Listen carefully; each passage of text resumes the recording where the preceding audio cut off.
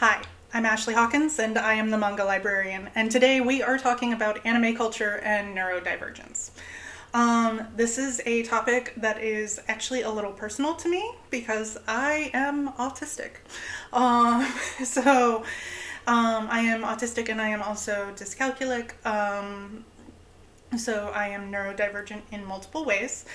And so I have a lot of feelings about this particular topic. And so we're going to talk. Let's just talk. Why are so many neurodivergent, particularly autistic people, drawn to anime and manga? What are some experiences that anime fans who are autistic or neurodivergent have that we need to watch out for and work with in terms of preventing certain behaviors, and by which I mean bullying behaviors, in our anime clubs and libraries and spaces where we are serving young people, so that we are creating the best possible environment for everyone who comes to enjoy the anime and manga subculture. We're going to just kind of plow right through. As I stated, I myself am on the autism spectrum. I think as we talk through this, I am probably going to use a lot of personal anecdotes and experiences to illustrate certain things. That does not mean that my experience encompasses absolutely everything that an autistic person might experience. I think it's very important that I say not all autistic people are into anime and manga. Not all anime and manga fans are autistic. This is just my particular reality. I do know many anime and manga fans who are autistic, but that kind of is like a confirmation bias based on the fact that that is who I am, and that means that a lot of my friends are going to have an identity that is similar to mine. So I just want to make that kind of clear from the get-go. There are also going to be people who are fans of anime and manga who identify with it in different ways and have had different experiences from me, and I just want to make that like super duper clear that I don't speak for everyone. I'm speaking on behalf of like my experiences, but I do want to provide some clarification and also just bring around some form of understanding for neurotypical people who might need some guidance on how to navigate having a wide range of neurodiverse people coming into your space, and how to, best accommodate that. Clearly, we're just normal people that see and process the world a little bit differently than others. So don't be afraid of us. And I think that's also one of the reasons why I wanted to kind of disclose my identity. I'm very open about the fact that I am autistic, because I think that it helps for people to see that we don't all fit the stereotype. In fact, I don't really know anyone who fits into the stereotype of what an autistic person is supposedly supposed to be. I've taught for a decade now, and I have been on the planet for multiple decades, and I really don't know anybody who is a Sheldon Cooper Big Bang Theory person. So let's dive into it. really quickly, let's just define neurodivergence and neurodiversity for those who maybe don't know what I'm saying, because I don't want you to think that it is simply a synonym for autism. Um, I I am kind of leaning on my experiences as an autistic and dyscalculic person when I'm talking about neurodivergence, but neurodivergence is a fairly wide term that encompasses a wide range of processing um, differences. So it's just a difference in mental or neurological function from what's considered typical or normal. It can mean dyspraxia, dyslexia, attention deficit hyperactivity disorder, dyscalculia, autism, and Tourette syndrome, and other disorders. I've heard bipolar thrown around as a potential for representing neurodivergence. I've also heard many other things. So it's actually a fairly wide term that is now in use. And so it can mean a bunch of different things. So just kind of keep that in mind. Realize that you might be dealing with people who are neurodivergent more than you actually think. That's neurodivergence. Why do neurodivergent people often find themselves drawn to anime and manga? And I think there are a wide variety of reasons, and a lot of them are the reasons why anyone is drawn to anime and manga. It's fun, it's an escape from reality, it is beautifully drawn, highly engaging, dynamic, has excellent storytelling. These are things that draw anyone to a piece of media. But in particular, there are some things that make it appealing to the autistic mind. For me, in terms of what I struggle with, I struggle with a variety of things. A lot of them are actually in terms of sensory processing, which is actually why my initial diagnosis was sensory processing disorder, which is another way of being labeled neurodivergent. For years, that's what my diagnosis was until that was amended and I was given the diagnosis of autism. That's because I have difficulties with things like loud noises.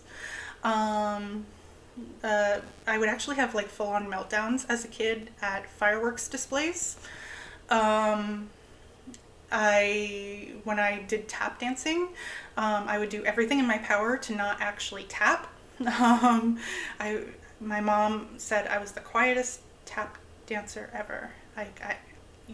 You would not ever hear me tap. And so that was something that I did not do very long because I also hated the sound of the other kids' tap shoes. I did it for 1 year because I committed myself to it. One of my hyperfixations as a kid was dance, but that kind of went away for a variety of reasons. But I thought that I should tap dance because that's what you did. You did each of the different types of dance if you were a dancer. But I hated tap. And I get very overwhelmed in places that do get very, very loud or have too many people in them. It stresses me out quite a bit. I have difficulty with a lot of people around me. I have difficulty with being too hot. Things like that. Anything that like makes my body feel constrained or uncomfortable. I have to take all the tags out of my clothes. Because the feeling of a tag is like actually unbearable to me. So those type of things are like, one element of it. But then there's also like the social difficulties that I have. And this is something that fiction and anime and manga actually really help me with. Because in anime and manga, you always know how a character is feeling. The interiority of the character is always on display.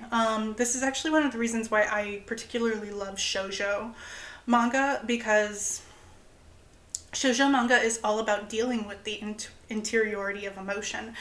And the characters are always like explicitly telling you how they feel. Their emotions are always on display. They cry, they display emotion like with such clarity, and there are visual cues that tell you exactly how characters feel. So, you learn the lexicon, the visual language. So the visual language is actually one of the things that really appeals to the autistic mind.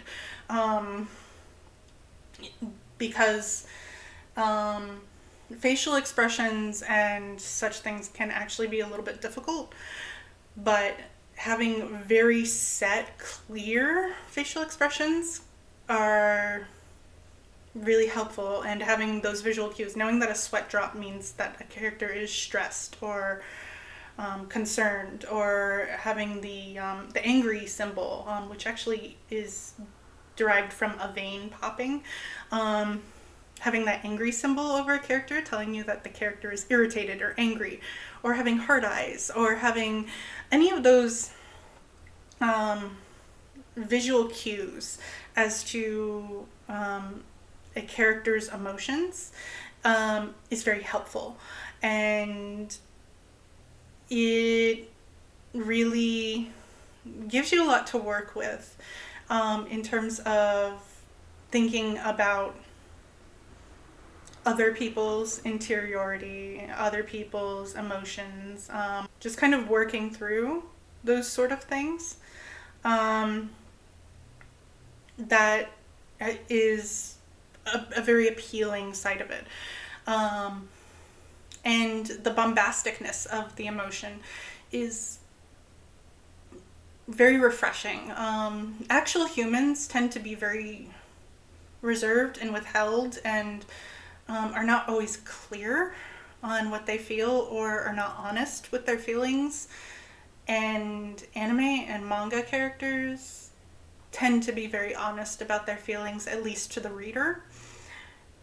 And that is very appealing because that makes them much more readable than a normal person, because normal people, or human people, 3D people, whatever, they can often be much more complex and much more harder to read. So for me, one of the things I really struggle with is I find that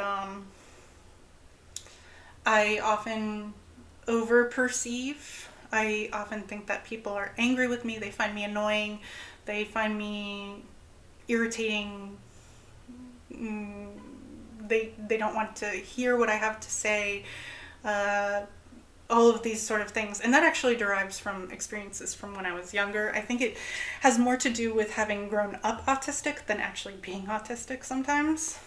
Just this fear that people find me annoying, because in a lot of ways I feel like I was annoying. Or at the very least, neurotypical people found me annoying. And so I do my best to try to work on that. But it is nice to go to a world where I don't have to stress about that. I know what the characters are feeling, and I'm in just a nice, comfortable zone. There's a stereotype that autistic people are like lacking in emotion, or lacking in the ability to comprehend emotion, and it's actually very opposite. It's more that we are feeling so much that it's very hard to process. It can be very overwhelming. And so I feel like fiction often gives me a place to work through that And, you know, now I'm an adult, and also I've like gained the ability to work through things, and, you know, I also have the benefit of being fairly high functioning, and, you know, there's a variety of things that work in my favor. I also have like a husband that I can ask things like, do you like me? I can explicitly ask him questions like, are you annoyed with me? Are you angry with me? And, you know, he can tell me like, no, I'm not. It's all in my head. So these are like benefits. So like, you know, as you get older, things get easier.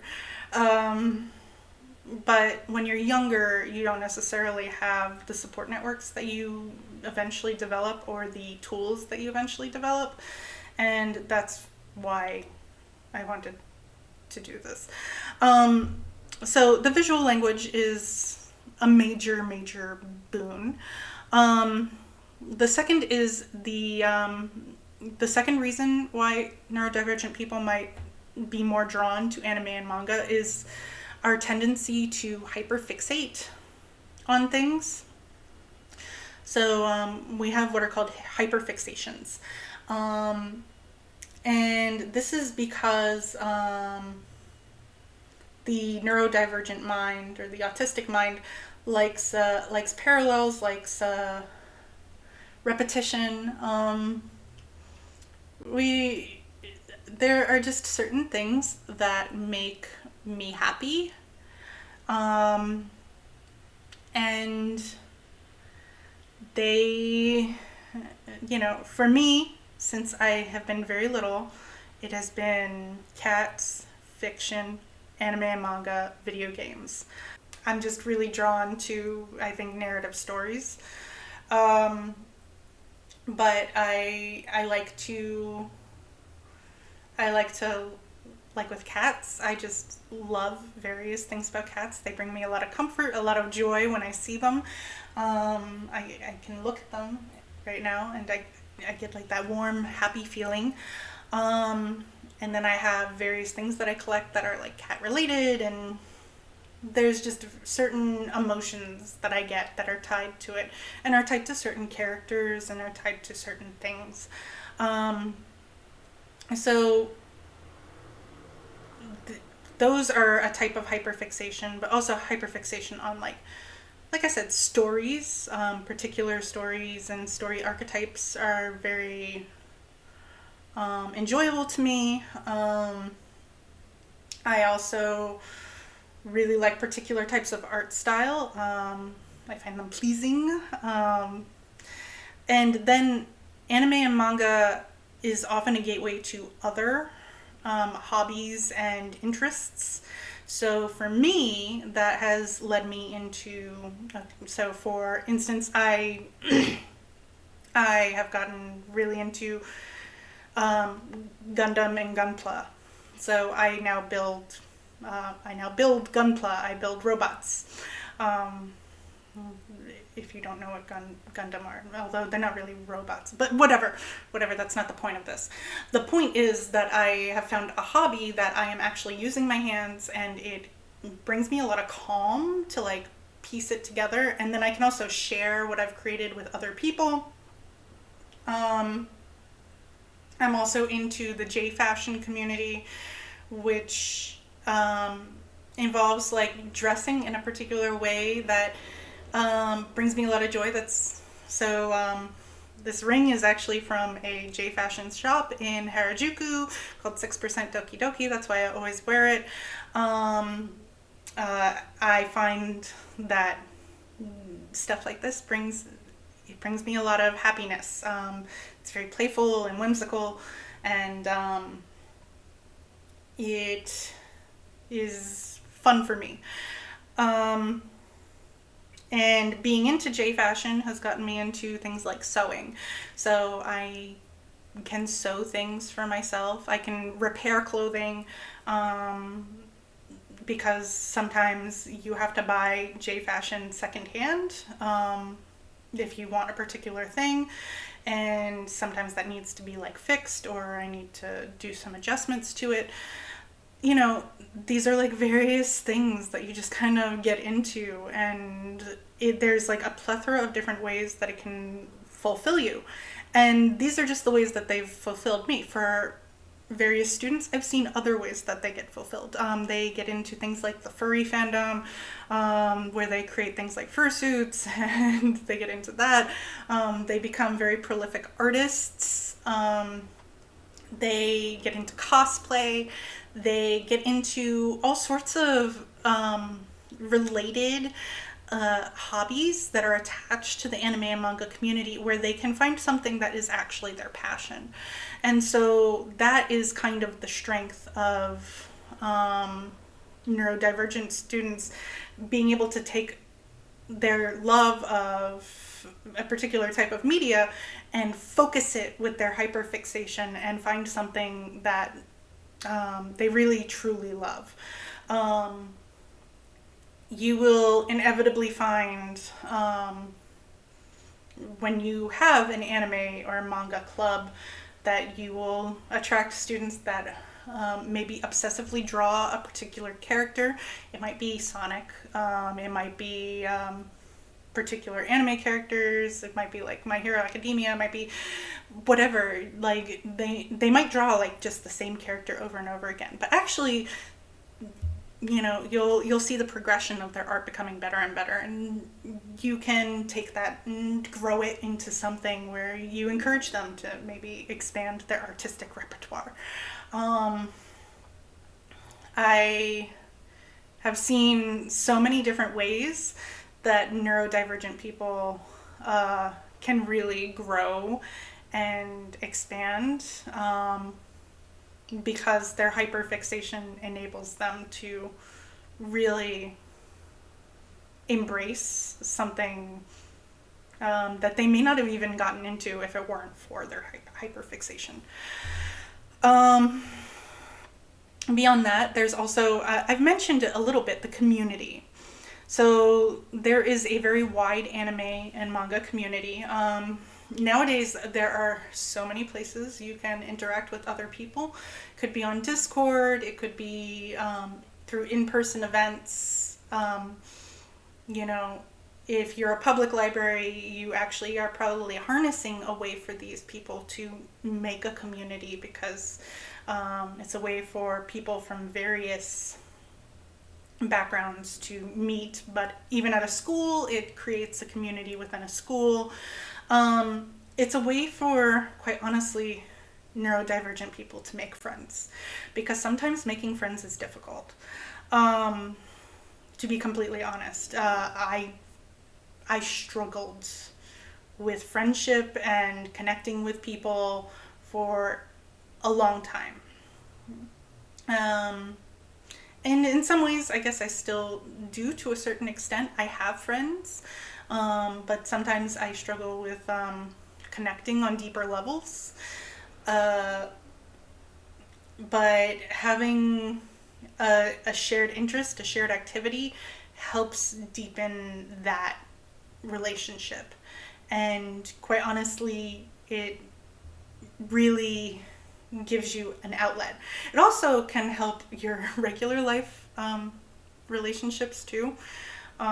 Because if you're super hyper fixated on something and you constantly talk about it, so for me, it might be like mecha stuff, like, you know, I could talk about Gundam and Neon Genesis Evangelion and all this other stuff over and over again, and it can probably be pretty annoying to a normal person. But if I have a place where I can go and talk with other people who are just as fixated on it as me, and get that out of my system, and then be able to go have a normal conversation with my other friend who is, you know, a neurotypical person, and just kind of talk to her about her new baby, then I'm able to like preserve that friendship. And so it helps me create a balance as well by having a community where I can reach out. So, you know, that's also an appeal, is like how wide the community is. without this wide community, then it may not be as appealing. It's also that escape from reality, which I mentioned before, which is an appeal to normal neurotypical people as well. It just creates something for you where you can get away from it all. I want to also highlight another voice, not just mine. So this is somebody on Quora who answered a similar question, that is, why is anime popular among people with autism? And this is Carissa Kramer, who says, if I'm being 100% honest, it was the sparkly eyes that got me interested at first. I was 11, but I swear I stayed for the plot. Not that plot, mind you. Discovering anime felt like opening up a whole world where I was socially acceptable for once. Anime is like feeling neurotypical for once. I could read facial expressions, I could relate to the characters. People who acted like me were usually accepted, if not embraced. For teenage me, anime was a refuge from a cold, unforgiving world. It was my indulgence in a fantasy that someone like me could be likable. As a young adult, I found some acceptance from other people and escaped into anime less and less. But many either don't find that social acceptance or still enjoy the feeling anime gives them, even if they're navigating a whole different world outside of it. So I thought that was just a really good perspective from somebody else who has similar experiences. So I thought that would just help. But that doesn't quite solve everything. So there are some problems. The anime subculture does have an issue with its treatment of its autistic members. And this is something that has a very long and complicated history. But I'm just going to tell you, I'm going to just tell you what it is that kind of got me into this zone of thinking about this. So I was on Twitter the other day, and there was a tweet, obviously. And it showcased a video. I'm not going to share this in my video because it is a video of a minor at school, and I don't think that's appropriate to share. But there's a young person, and he is getting himself very hyped up, and he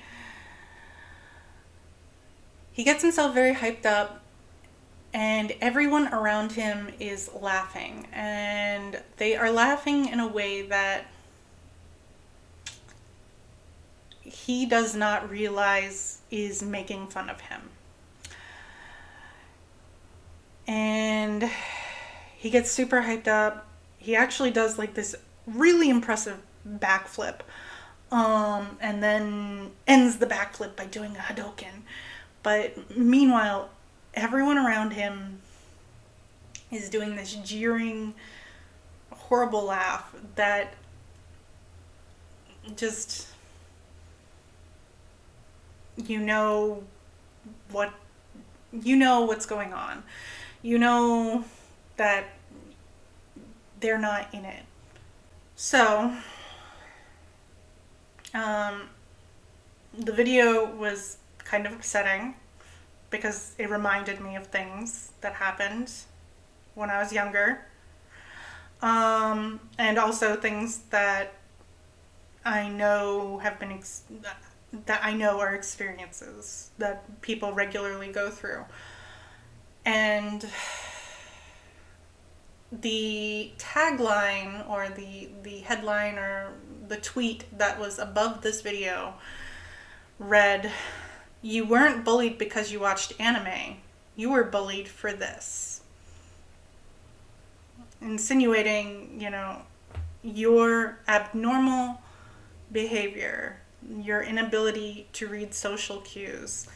That is why you were bullied, which hits a little home because you want to know what? It's true. You weren't bullied because you liked anime. You were bullied because you were different.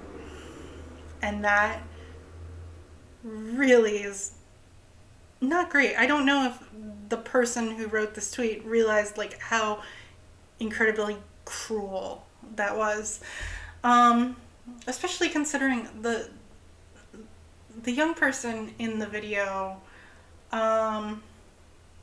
is actually enjoying himself in the moment. So what's even more tragic is like in the moment he is having fun. He's there with a friend who also seems to be like in the same zone as him, and like when he ends and does his Hadoken, his friend comes next to him and is doing the Hadoken too, and they're both like ah, and they're fine. Being a teenager is still being a kid. You can still play, but everybody else is just not there with you, and that, I don't know, it really hits hard because I've been there. I was definitely made fun of in middle and high school, and a lot of it had to do with like really awkward things I would do, just because I was kind of in my own world, in my own zone, and I had my own sort of awkwardness. I dressed different from other people. I was also in a wheelchair for a good portion of time, so that also kind of made me on the outside. But even when I was out of the wheelchair, I'm not dressing like everybody else. I speak a little odd. I have certain ways of behaving. I just did certain things that were just weird. And then, you see something like this and it just really brings back a lot. And somebody else, and I'll put up their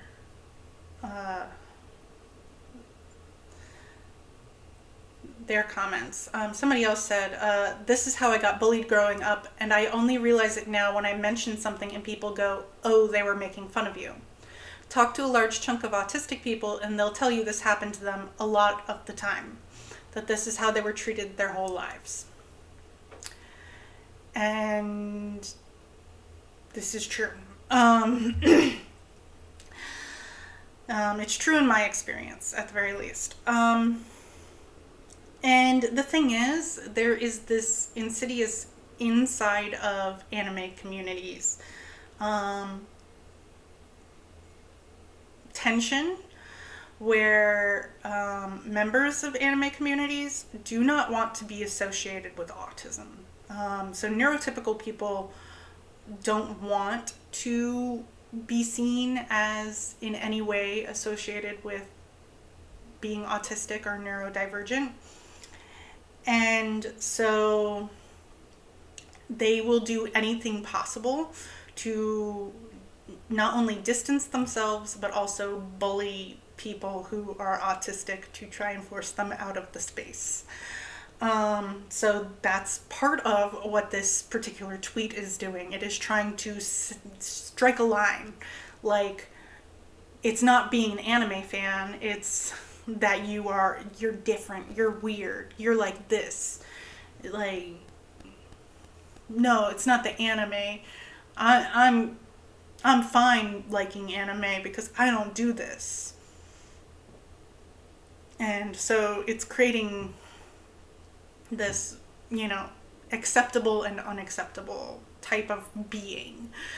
And this is a tension that we need to avoid in our gatherings of anime club goers. And I mean, a big part of it is like stereotypes, as I said before. There's just this idea that like every autistic person is a walking Big Bang Theory character, who is, you know, a dude, a white dude, super misogynistic, can't possibly empathize with any emotions. I'm going to say, like, flat out, Big Bang Theory has done so much damage to the autism community, because that's just how everybody perceives autism now. There's that sort of stereotype, that, you know, it's a white dude in his basement, incel, all these like really horrible stereotypes that come from places like 4chan. And that also drives people even further to like really want to distance themselves. Even in anime communities, autism or autistic is used and thrown around as like an insult, like, oh, you're so autistic, or you're an autist, or that was so autistic of you. Like it can be thrown around in such a way that really it really can be hurtful, and doesn't like acknowledge the fact that autism is a spectrum. Not everyone behaves in particular ways. Maybe there are autistic people who are jerks, like Elon Musk, but we're not all like that. You know, we're all people, and people are all different. So some people are nice, some people are not nice. It's not necessarily because we're autistic, it's just because of our personality. But yeah, there is like this fear from various people in the anime community that they'll be lumped in, that they'll be considered weird or autistic. And especially as anime is becoming more and more mainstream, there is definitely a push to disassociate from the anime culture of the past and like the more cringe elements. And cringe in a lot of ways is a reaction to autistic behavior. You know, there are things that I've done that when I was like a teenager that were kind of cringy, you know. I pretended to be characters sometimes with my friends. I played pretend maybe a little bit longer than most people did. You know, but was I hurting anybody? Was I really hurting anybody by pretending I was Kagome from Inuyasha? Not really. Like, when you get down to it. So, these are just things to be aware of. And what we can do as the adults in the room. The first is to flat out try and avoid these bullying situations. Try to avoid a situation where a young person is being goaded into behaving in a way that will humiliate them by another young person. So That's what happened in the video that I saw, right? He was recorded. It's now on social media. It's now to the point that I've seen it. I don't know these kids. I don't even know where they are, but I've seen the video and I'm now talking about it. And that is something that can happen if we're not careful, where these moments of an autistic person or a neurodivergent person having fun and expressing themselves might be put on display and shown to the entire world and put on display for ridicule. And that is something we absolutely 100% need to avoid happening. It's very damaging, and it is something that is very difficult for a neurodivergent person to navigate. I am very happy that some of my more awkward moments, my more awkward outfits, my more awkward things from high school were never put on social media and have vanished into the ether. Because I grew up in the time of disposable cameras. So various things have just vanished. And that is good for me. That is no longer really the case. So we want to avoid these situations where somebody's being goaded into doing something. That doesn't mean discouraging necessarily the neurodivergent person. It means discouraging the neurotypical person or the person who's engaging in the bullying behavior. You know how to diffuse bullying if you are in education. Do it. Even when you are in a more casual environment.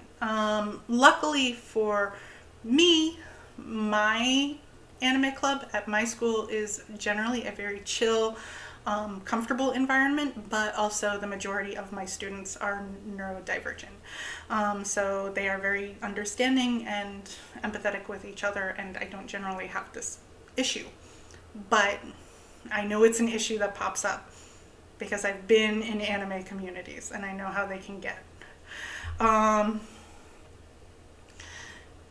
Also, make sure the environment is inviting.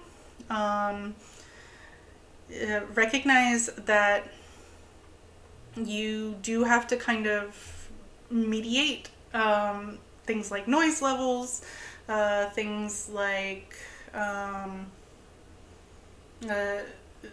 sensory elements. Make sure to avoid like sensory overload. Try and mix up the types of anime that you show. Showing too much shonen actually can probably be a bit intense in a group setting, because what'll happen is students will start to hype each other up as they're watching things, particularly if it's a newer episode that nobody's seen before. And so like big revelations are happening, big fights are happening. You'll start to get that like energy up, energy up, energy up, energy up. That can be very intense. It can be a good intensity, but maybe shake things up a little bit. There are great like 2 to 3 minute anime that are good to like kind of throw in between, that are actually geared towards like kids but can be a good fun intermediary. Crunchyroll has quite a few of them. Or maybe throw in a short, throw in maybe an anime music video, throw in something, or maybe break it up by like having discussion in between. Like let some of that energy out, or give maybe outlets for things like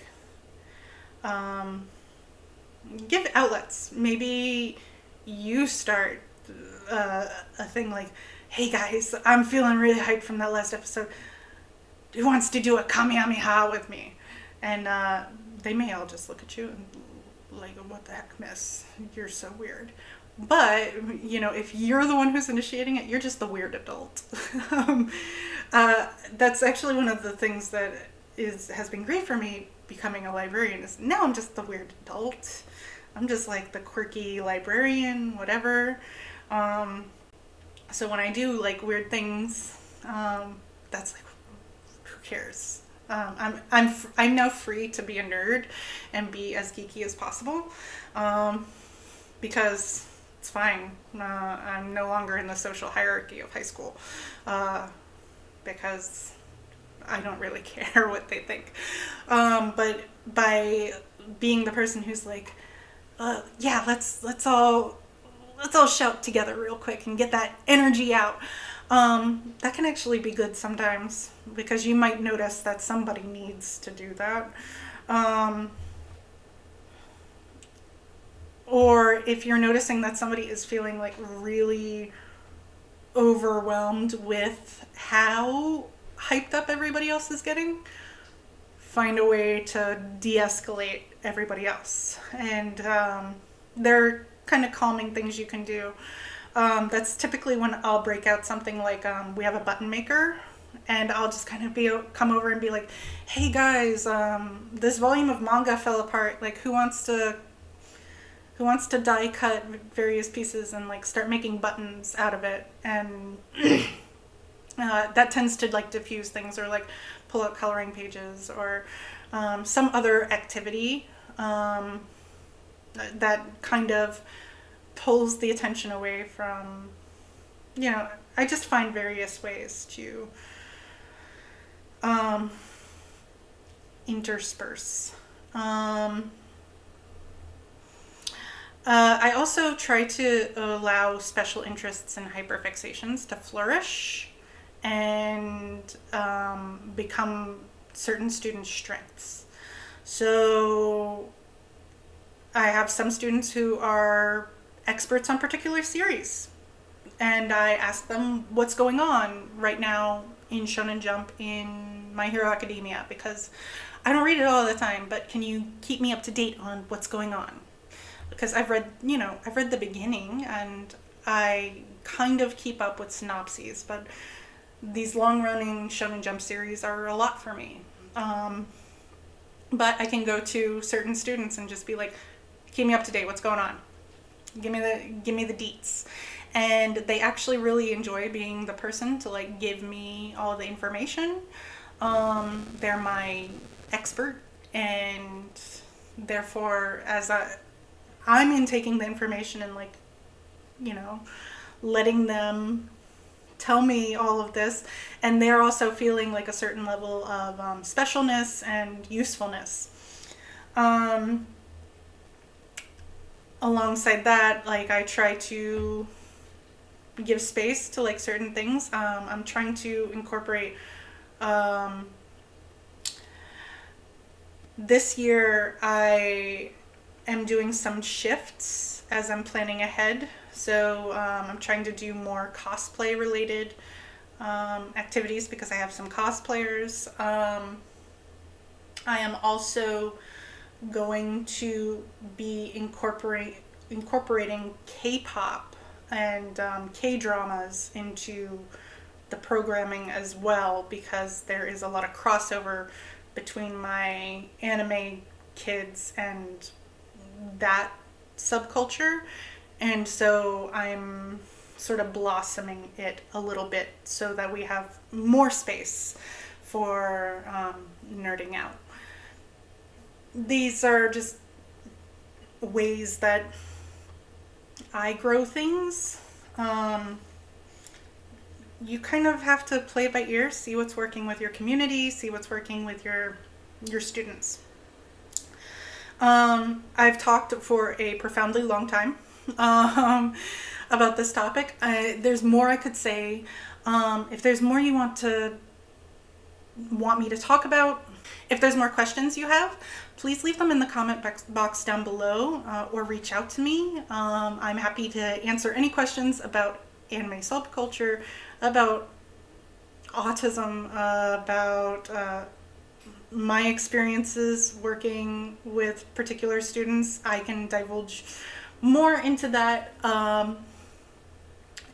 Like I said, there's so much to be talked about with this particular topic. And I would like to hear more, particularly from other neurodivergent people. I'd love to hear from people who have ADHD, especially, or other people who are on the spectrum who have had differing experiences from mine, or maybe find other things appealing that I didn't hit on. Like I said, my experiences, my input may not cover everything. So I want more. I want this to be more of like the start of a conversation, and I'm willing to do more videos on the topic. Keep you updated on like the progression of how things are going in my anime club. But that is where I'm going to stop for today. Next time I see you, I am going to talk to you about LGBTQ plus manga, and that is where we will stop for today. I will see you next time.